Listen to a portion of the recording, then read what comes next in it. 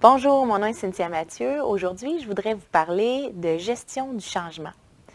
Alors, le changement, c'est quelque chose qu'on vit à tous les jours. Puis évidemment, il y a des périodes de vie, comme celle qu'on vit aujourd'hui, en ce moment, où on a un petit peu plus de travail à faire pour s'adapter au changement, parce que le changement, celui qu'on vit actuellement, touche toutes les sphères de notre vie. Il est certain qu'il y a des gens qui sont plus confortables que d'autres par rapport au changement et il y a des événements qui nous amènent plus ou moins de stress qui peuvent arriver dans notre vie. Mais même des événements très positifs, comme par exemple le mariage ou une nouvelle maison, aménager dans une nouvelle maison, ça peut également apporter son lot de stress. En réalité, ce qu'on se rend compte, c'est que souvent, les gens vont avoir plus de difficultés avec le changement ou à gérer le changement parce qu'ils associent ce changement-là à la peur. Et en réalité, c'est souvent pas l'événement ou la situation qui crée de la peur, mais surtout nos pensées ou les scénarios qu'on se fait, ce qu'on se répète par rapport à la situation. Dans l'approche cognitive comportementale en psychologie, c'est l'approche que moi j'utilise, pour laquelle j'ai été formée. On dit que c'est les cognitions. Les cognitions, c'est un autre mot pour les pensées. Donc, ce serait nos pensées qui créent nos émotions, qui, elles, provoquent des réactions. Alors, quand on veut travailler sur nos émotions ou faire des changements au niveau de nos comportements, le meilleur endroit pour commencer ou pour pouvoir faire des changements, c'est réellement de travailler sur nos pensées. Alors, quand on vit une situation, souvent, on va se faire un scénario de ce qui va arriver dans le futur et souvent, en réalité, ces scénarios-là sont assez négatifs.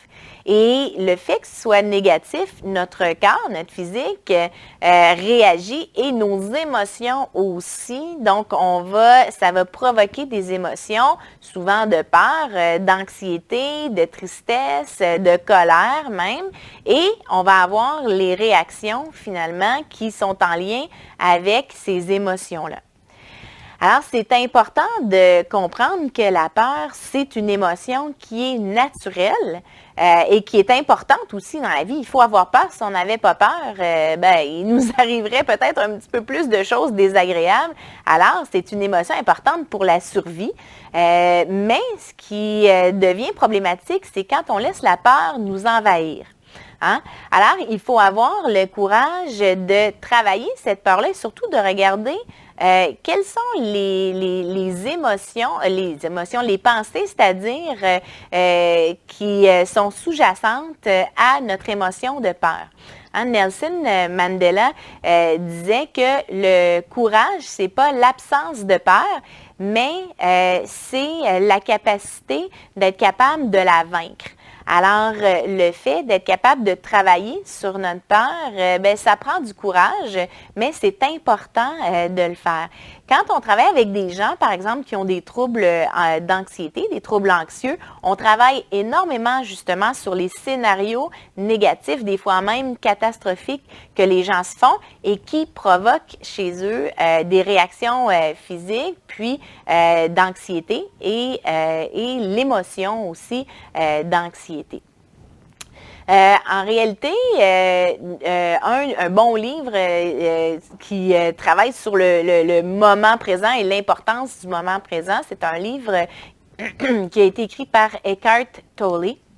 Et lui nous dit que le malheur est souvent créé par le fait que les gens ne vivent pas le moment présent, mais vivent dans leur tête et vivent dans leurs pensées et croient en ces pensées-là. Et le fait qu'on y croit, on y réagit fortement et c'est souvent ça qui fait en sorte qu'on a des réactions négatives. La chose importante à retenir, c'est que les émotions sont contagieuses. Alors, surtout dans les moments qu'on vit actuellement, où on vit peut-être un petit peu plus, de façon un peu plus hermétique, fermée, avec les gens autour de nous, c'est important de regarder nos émotions et de les travailler parce que elles ont un impact sur les gens qui nous entourent. Et tout le monde qui sont autour de nous vivent aussi certaines craintes par rapport au changement. C'est important à ce moment-là de s'assurer que nos réactions ne sont pas trop négatives suivant les émotions qu'on peut avoir. Alors, c'est quoi les conseils que je vous donnerais? J'aime bien la prière de sérénité qui est utilisée depuis quand même assez longtemps et qui est utilisée pour les groupes d'alcooliques anonymes, qui dit qu'il faut avoir la sérénité d'accepter les choses qu'on ne peut pas changer, d'avoir le courage de changer les choses qu'on peut changer et la sagesse de connaître la différence entre les deux. Alors, la question que vous devriez vous poser à chaque jour, c'est de dire où va mon énergie? Moi, je dis toujours aux gens que l'énergie, c'est comme un compte en banque. On en a un certain montant dans nos journées et on n'est pas obligé de toujours rouler dans le rouge, comme on dit, donc toujours d'emprunter de l'énergie ou de tout utiliser notre énergie. Et surtout, là où nos pensées vont, c'est souvent là où nos actions vont porter. Et il faut s'assurer que cette énergie-là, ces pensées-là, sont utilisées pour nous permettre de bien s'adapter aux situations auxquelles on fait face et non utilisées à broyer des pensées excessivement négatives qui va aller chercher toute notre énergie. Il ne nous en restera plus pour être capable de trouver peut-être des solutions innovatrices ou créatives par rapport à l'adaptation et à ce qu'on peut faire pour mieux vivre la situation de changement. Je vous suggérerais aussi au niveau des pensées d'avoir peut-être un petit journal de bord, de pensée, un petit calepin que vous pourriez garder même sur la table de chevet. Parce que souvent, les pensées ou les scénarios négatifs qu'on a, bien, on les a au moment d'aller se coucher et en se levant le matin parce que c'est à ces moments-là où notre cerveau est moins bombardé d'informations et où on est un petit peu plus calme et c'est souvent là que les pensées nous reviennent. Alors, prenez le temps de les écrire et de les regarder à tête reposée peut-être le lendemain. Posez-vous la question, comment le fait de me répéter souvent ces pensées-là peut avoir un impact sur mes émotions puis sur ma capacité à gérer le changement. Et essayer à ce moment-là de contrer ces pensées-là ou d'ajouter des pensées positives pour être capable de vivre des émotions un petit peu plus positives que les émotions que les pensées négatives peuvent provoquer. C'est un autre devoir que je voudrais vous donner qui est de réfléchir à chaque soir, à savoir dans la journée, quels sont les éléments positifs que ce changement-là a pu apporter. Ça peut être, je passe plus de temps avec les gens de ma famille, mais ça pourrait être aussi le fait d'avoir développé des nouvelles compétences. C'est certain que la situation fait en sorte qu'on doit travailler des nouveaux moyens de communication. Des fois, on doit apprendre un petit peu différemment au niveau de la technologie.